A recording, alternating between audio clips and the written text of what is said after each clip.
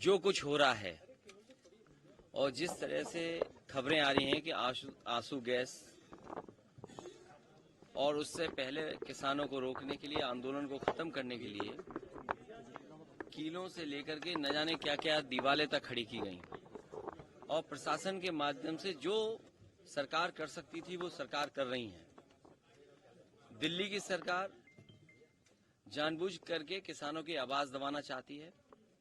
ये वही सरकार के लोग हैं जिन्होंने किसान को कहा कि उनकी आय दोगुनी हो जाएगी, फसल की कीमत मिलेगी, एमएसपी लागू करेंगे।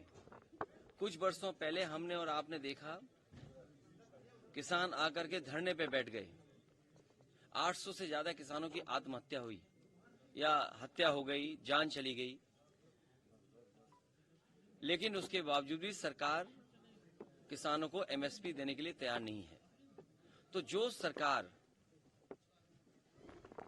किसानों के नाम पर वोट लेना चाहती हो, जो सरकार स्वामीनाथन जी को भारत रत्न दे रही हो, जो सरकार किसानों के नेता चौधरी चरण सिंह जी को सम्मान दे रही हो, भारत रत्न, आखिरकार किसान को एमएसपी क्यों नहीं?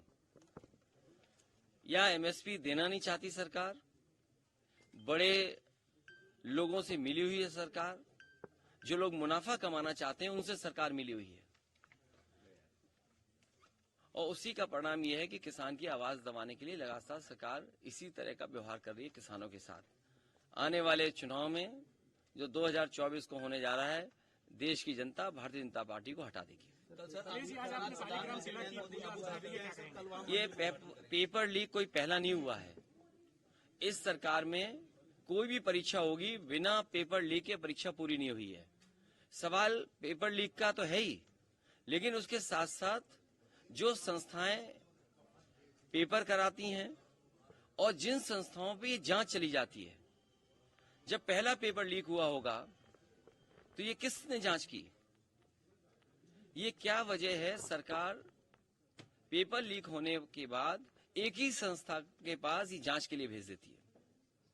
सर, प्रधानमंत्री आज अबू धाबी 2 दिन के लिए निकले हैं। कल सर वहाँ मंदिर का उद्घाटन करेंगे, क्या कहेंगे?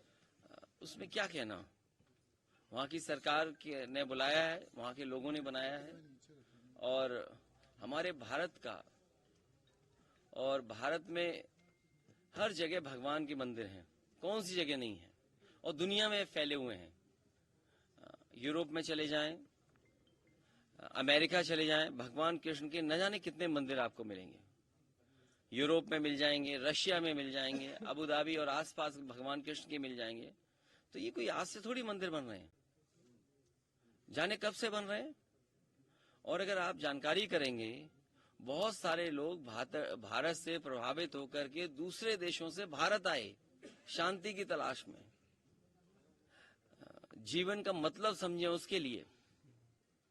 बीटल्स के बारे में सुना होगा, जिस समय वो पीक पे थे अपने, उस समय भारत में ही आए और कई आश्रम में रहे और भगवान कृष्ण के शरण में भी गए। तो ये भारत हमारे धर्मों का देश है, लेकिन हमें विवेकानंद जी को याद रखना चाहिए। स्वामी विवेकानंद जी ने कहा कि हमारे देश में धर्म की कमी नहीं है, धर्म बहुत है, लेकिन रोटी कब मिलेगी और रोजगार कब मिलेंगे? धर्म का स्थान अपना है, अलग है, लेकिन सरकार की जिम्मेदारी है लोगों को न्याय दें, सामाजिक न्याय मिले, रोटी मिले, रोजगार मिले और किसानों का हक और सम्मान बचा रहे।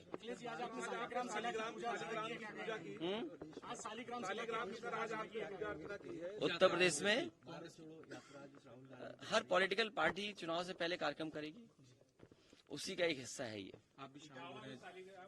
हाँ, उसके बारे में बोल दीजिए। जब मंदिर कंप्लीट हो जाएगा तो आप लोगों को बुलाएंगे।